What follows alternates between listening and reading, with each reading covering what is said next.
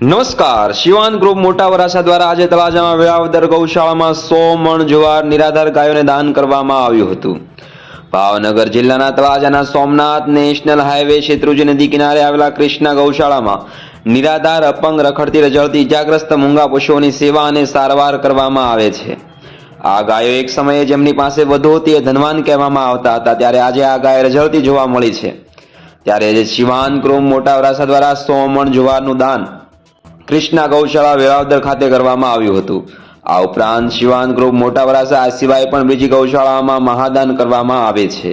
આવા સમાચાર સાંભળવા માટે અમારી ચેનલને લાઇક કરો, શેર કરો અને સબસ્ક્રાઇબ કરો. આભાર.